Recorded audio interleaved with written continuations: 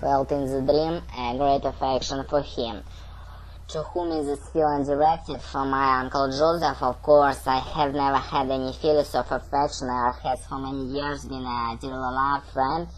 But if I were to go to him and express my affection for him in terms approaching the degree of affection which I felt in the dream, I would undoubtedly be surprised. My affection towards for him seems false exaggerated, as does my judgment of his intellectual qualities, which I expressed by imagining his personality in that of my uncle. He exaggerates the opposite direction. Now, however, a new state of affairs dawns upon me. The affection in the dreams, thou, does not belong to the latent contact, to the thought behind the dream. If it stands in opposition to the thought, it's calculated to conceal the knowledge conveyed by the interpretation.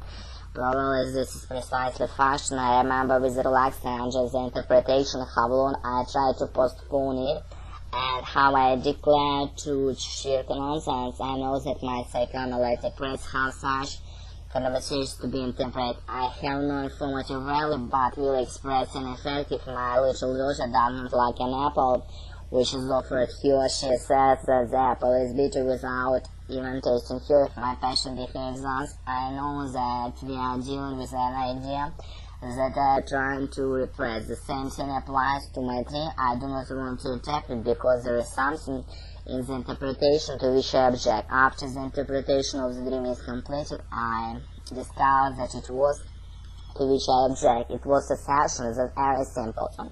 I can refer the affection which I feel for air is not to latent dream thoughts, but rather to this unwillingness of mind.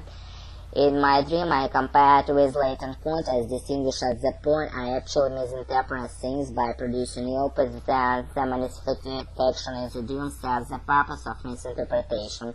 In other words, the distortion is here shown to be intentional by the means of disguise. My dream thoughts are derogatory, so that may not become aware of this. The very opposite declination and tender affection for him enters the dream. The discovery may prove to be generally valid. Example chapter 3 has demonstrated there are of course dreams which unskillful wish fulfillment, where wish fulfillment is an irresponsible disguise. There must be a present tense to defend oneself against this wish, and the conceal with the defense which would have unable to express itself in the stored dream. I will try to find a parallel in social life in this occurrence in the psychic life. Where social life can similar interpretation be found? Only where two persons are concerned, one of whom possesses certain power, while the other has to act with a certain consideration account of this power. The second person will distort his psychic action only the same as himself. The politeness which is practiced every day / disguise of this kind. If I interpret my dream for the benefit of my race, I am forced to make misinterpretation of the sky. The poet completeness of such misrepresentation.